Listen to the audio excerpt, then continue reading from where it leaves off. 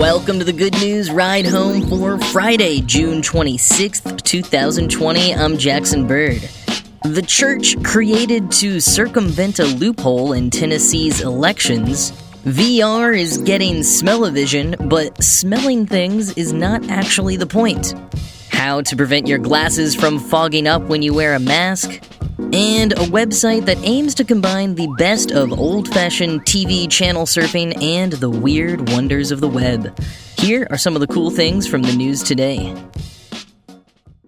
Many states here in the U.S. have been accepting absentee ballots from all residents regardless of reason. Here in New York, we got sent an application with affected by COVID-19 as a valid reason for not being able to go to the polls, and a note that basically said anything counts as being affected by it, not just actually having it. Other states have been more resistant to hop on the mail-in voter bandwagon, however. Tennessee, for example, like New York, requires a valid reason to request an absentee ballot. Unlike New York, however, they didn't give everyone a free pass because of COVID-19. Accepted reasons to request an absentee ballot in Tennessee include being out of the country on Election Day, being over the age of 60, having a physical disability and an inaccessible polling place, or if you're observing a religious holiday that prevents you from voting in person during the early voting period and on Election Day. And it's that last one that stood out to 27-year-old Tim Jacobs, an employee of Tennessee's Department of Environment and Conservation. Jacobs created the Church of Universal Suffrage, an officially registered nonprofit religious organization whose official religious holidays are all U.S. voting days. From the website, quote, "We hold regular weekly Sunday service where we meditate on the nature of voter suppression and corruption.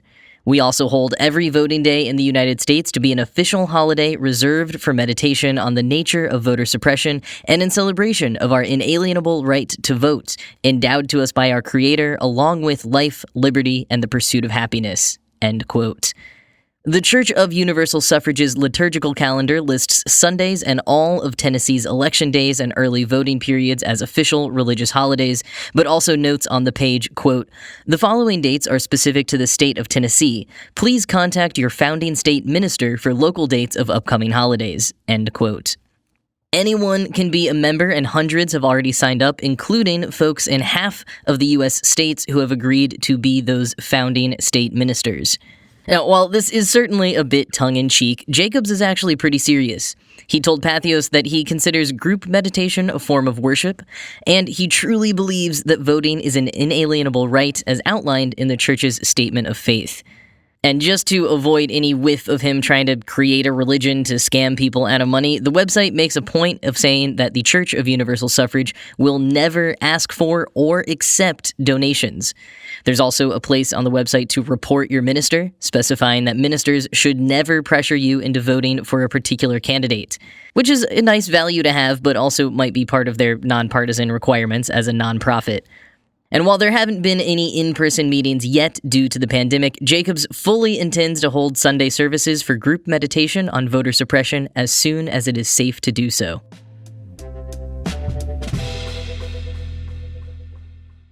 For whatever reason, the other day I was bemoaning the fact that we can't smell things through our computers. Like, with all of us stuck at home and online shopping at an all-time high, wouldn't it be great if you could smell things like candles, perfumes, and other scented items before buying them? Turns out we might be closer to that than I thought. A team out of the University of Chicago has developed a technology that is actually not in any way related to that purpose, but that I personally think could maybe be tweaked and used for online commerce in the future. What they're actually doing, however, is objectively cooler. They've created a small device to attach to VR headsets that sends atomized puffs towards a user's nose in order to help them feel different temperatures while playing an immersive game. While some VR hardware exists for giving the sensation of temperature via thermoelectric heating and cooling or heating lamps, none of it is ideal. It uses a lot of power and can be pretty bulky and cumbersome. Researchers at the University of Chicago decided to think totally outside the box. Quoting IEEE, "They've done it by hacking into your face. By using very specific chemicals to access the trigeminal nerve in your nose, they can make you feel hot and cold through smells without realizing you're smelling anything at all. The trigeminal nerve connects your brain to most of your face, and it carries a bunch of sensory information, including both smell and temperature. The actual temperature sensing mechanism comes from transient receptor potential, or TRP, ion channels. And while we can skip over exactly how these work, the important thing to understand is that some of these TRP channels can get triggered either by skin temperature or certain kinds of aerosolized chemicals. You've almost certainly experienced this for yourself when you smell peppermint and it feels cold, because the menthol in the peppermint is triggering a receptor in your trigeminal nerve called TRPM8 that responds to both the menthol and temperatures under 25 degrees Celsius. On the other end of things, capsaicin, which you can find in hot peppers, triggers the TRPV1 receptor, which also responds to temperatures above 42 degrees Celsius. And that's the key. One receptor that can be triggered by temperature or a chemical, but sends the same temperature sensory message to your brain. The researchers describe this as a perceptual duality, and if you aerosolize one of these chemicals and puff it up your nose, you'll feel a temperature change. End quote. The tricky part is that you don't really want the VR user to be able to smell the scent, just to experience the temperature change. Fortunately, pure capsaicin doesn't smell like anything, but finding the right scent for cold temperature was harder. They've been trying out a few options, but if they can't find anything, they'll either mask the odor with other smells that thematically fit what's happening in the game, or use something they've developed called pink smell, which is like pink noise. Quoting again, "Pink smell attempts to do for odors what pink noise does for sound, using a balanced noise of unidentifiable odors to drown out any other odors that the user might recognize. It's a confusing sensation," Jas Brooks, one of the study's authors, says, which is precisely what it's designed to achieve. You can immediately smell something, but it was hard for us authors to recognize what any odor was exactly because of the olfactory noise, even when we tried it with menthol, end quote. The device itself weighs just over 100 grams and uses 20 to 50 times less power than the other temperature-changing VR hardware on the market. They come with 1 ml vials of liquid scents, and 3 of those can last for 6 hours of sustained temperature-changing gameplay. Brooks said of the device's performance, quote, "Both the warm and cool sensations we were able to elicit in VR were surprisingly immersive, but definitely not as intense as directly heating or cooling the air or skin." End quote. He also told IEEE that they're trying to encode for other temperature levels as well as stronger sensations, and they're exploring whether they could activate the TRP channels with electrical stimulation. It's pretty wild stuff, but I have now realized that my whole idea for a device that you can enable to smell random scents online wouldn't actually work based on this tech, because you'd still need to be sent vials of whatever scent you're trying to peruse, which kind of defeats the purpose of being able to browse and smell all kinds of different scents for, say, candles before purchasing one online. So, I guess it's back to the drawing board for my smell-a-shopping idea.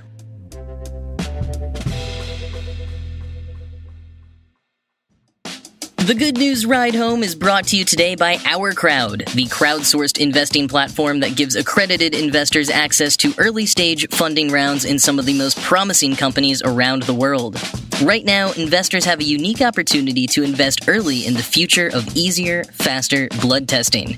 How? By investing in Sight Diagnostics with Our Crowd. Sight is working on the future of blood testing. Doctors rely on complete blood count tests to make accurate diagnoses, but they're often forced to postpone critical medical treatment while waiting for test results. Sight Diagnostics explains that their solution, a convenient tabletop device that gives complete lab-grade blood count results, combines rapid scanning microscopic technology with computer vision and artificial intelligence to deliver results within minutes, not days. And Sight is already being used around the world in Asia, Europe, and the United States. Our Crowd is investing in the important medical innovation work Sight is doing and has made it so accredited investors can join them and invest too. They help you invest before companies go public, like they have with Beyond Meat, And now you can set up your Our Crowd account for free and invest in pre-IPO companies alongside professional venture capitalists. Learn more about investing in site diagnostics at info.ourcrowd.com/good news. Setting up your account is free and you can get started right now at info.ourcrowd.com/good news. That's info.ourcrowd.com/good news.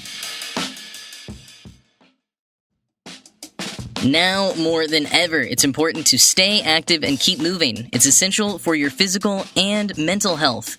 But trying to get fit for the summer season is extra challenging this year, with all of us staying home as much as possible and most gyms still closed.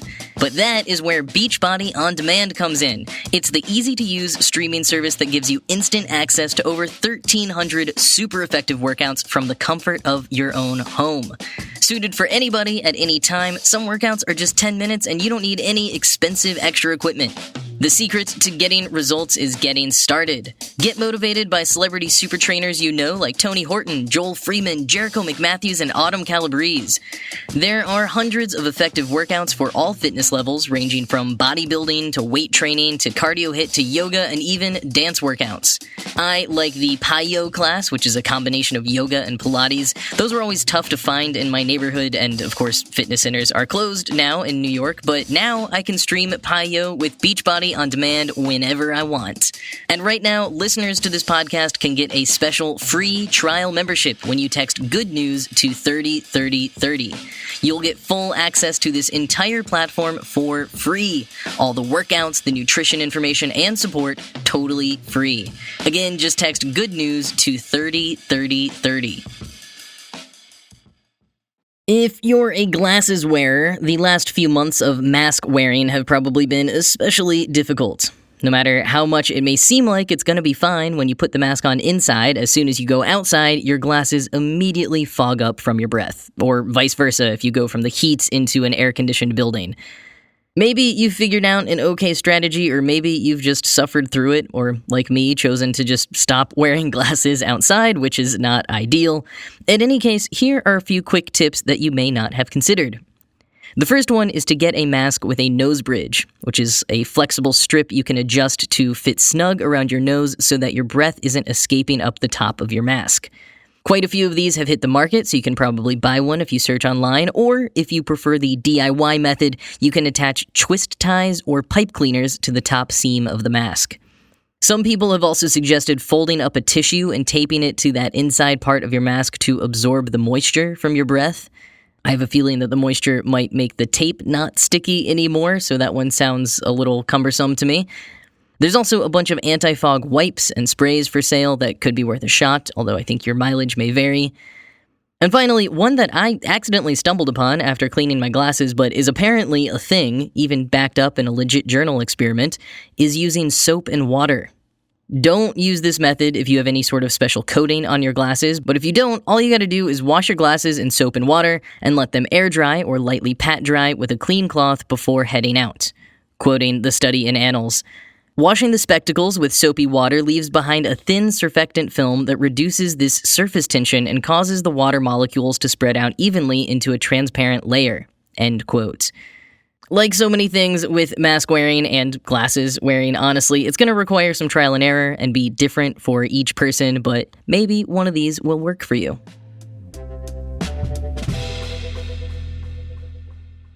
And finally today, if you're looking for something kind of calming to zone out to this weekend instead of doom scrolling through social media, maybe check out Surf City.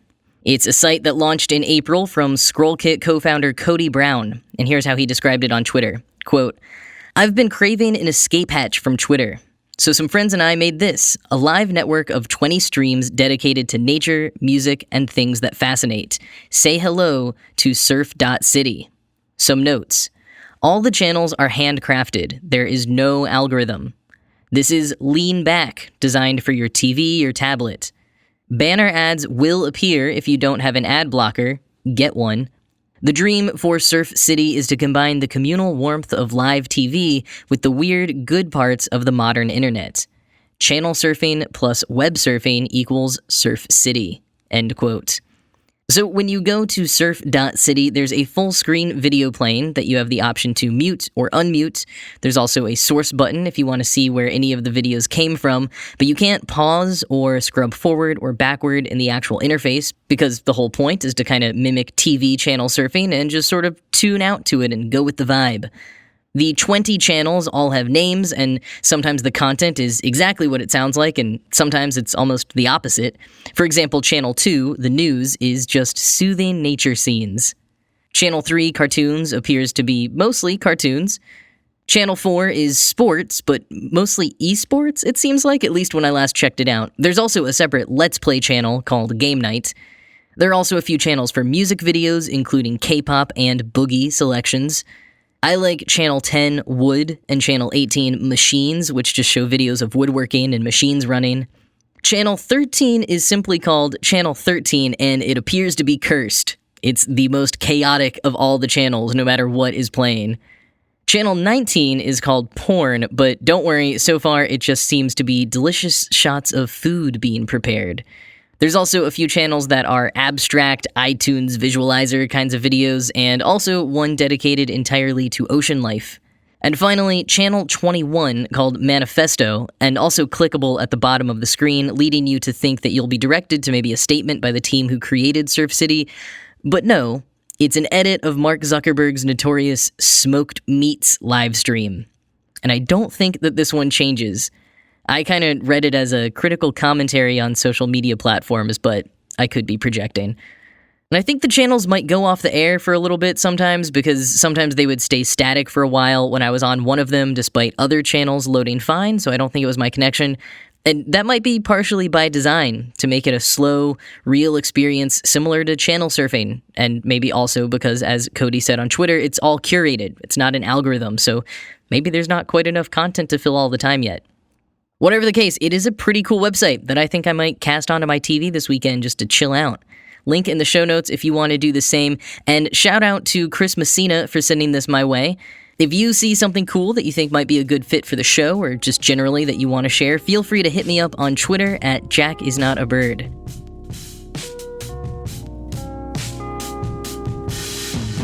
That is all for today. As always, this show was produced by Ride Home Media. I'm Jackson Bird. I hope you have a good weekend, and I'll talk to you on Monday.